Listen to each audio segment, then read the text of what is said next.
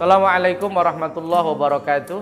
Alhamdulillahirabbil alamin wassalatu wassalamu ala asyrafil anbiya wal mursalin wa ala alihi wa sahbihi ajmain amma ba'du. Para pemirsa yang berbahagia, ketemu lagi dalam program Kultum Ramadan Lazisnu Wonokerto Baju yang kita banggakan. Saya ingin menutup sesi bedah Undang-Undang Wakaf ini dengan beberapa hal yang penting ya yang ada dalam Undang-Undang Wakaf. Salah satunya pasal 16 Undang-Undang kita mengatakan harta benda wakaf terdiri dari benda tidak bergerak dan benda bergerak. Benda yang tidak bergerak ada hak atas tanah, ada bangunan, tanaman, hak milik atas satuan rumah susun.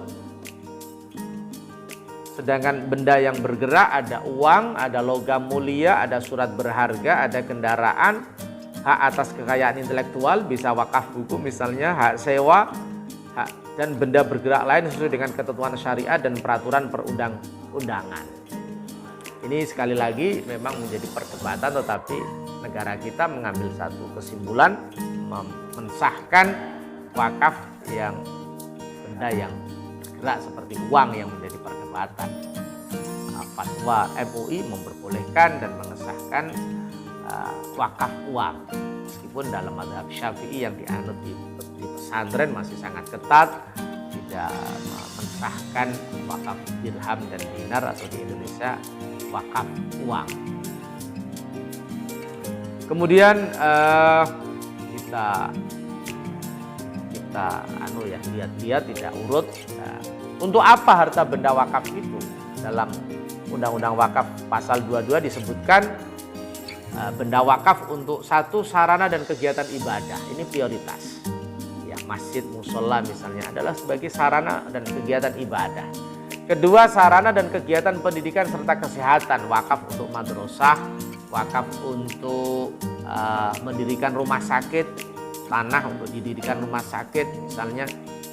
Bantuan kepada fakir miskin, anak terlantar, yatim piatu, beasiswa. Ini yang masih jarang dan harus kita promosikan kepada masyarakat supaya ada yang mewakafkan tanahnya 1 hektar, 2 hektar untuk kepentingan fakir miskin, anak terlantar, yatim piatu, beasiswa pendidikan dan lain-lain. D. Kemajuan dan peningkatan ekonomi umat. Dan atau E. Kemajuan kesejahteraan umum lainnya yang tidak bertentangan dengan syariat dan peraturan perundang-undangan. Ini sebuah diktum yang sangat progresif, artinya wakaf yang berpikir bagaimana tanah wakaf 1 hektar misalnya untuk melatih digital fundraising anak-anak muda, untuk melatih entrepreneurship anak-anak muda yang produktif dan lain-lain. Ini sebuah terobosan yang menarik yang masih jarang di antara masyarakat kita yang berwakaf dalam bentuk ini.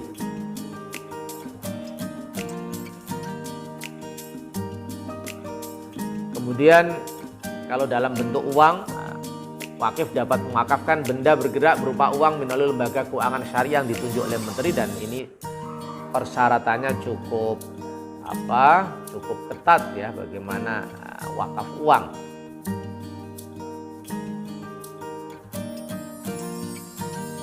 Kemudian pada pasal 40 ini, harta benda wakaf yang sudah diwakafkan dilarang satu dijadikan jaminan, terutama agunan hutang di bank, nggak boleh disita, nggak boleh dihibahkan, nggak boleh dijual, nggak boleh diwariskan, nggak boleh ditukar, nggak boleh dialihkan dalam bentuk pengalihan hak lainnya, nggak boleh. Karena sering saya sampaikan, ketika diwakafkan yang tamikul milku ilallah, kepemilikan harta itu kembali kepada Allah Subhanahu wa ta'ala. Kemudian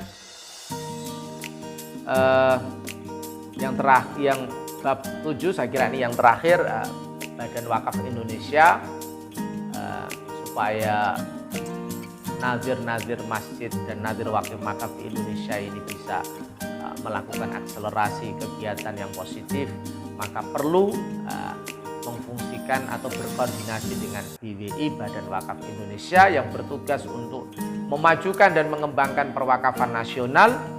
Kemudian badan ini betul-betul harus kita dorong bersama supaya mampu memajukan nadir-nadir wakaf yang ada di Indonesia. Saya masih ingat dan sering saya sampaikan disertasi dari teman kami Dr. Zainur Rasyid yang membagi tipologi nadir masjid. Ada yang masih tradisional, ada yang moderat, bahkan ada yang progresif. Maka sudah saatnya nadir wakaf ini terus dikembangkan wawasannya di bawah koordinasi Badan Wakaf Indonesia, sehingga tanah-tanah wakaf ini betul-betul bermanfaat secara optimal untuk kemajuan umat dan bangsa yang kita cintai. Demikian, semoga bermanfaat. Kurang lebihnya mohon maaf. Wal-amu minkum. Wallahul muwaffiq ila aqwamit thoriq. Assalamualaikum warahmatullahi wabarakatuh.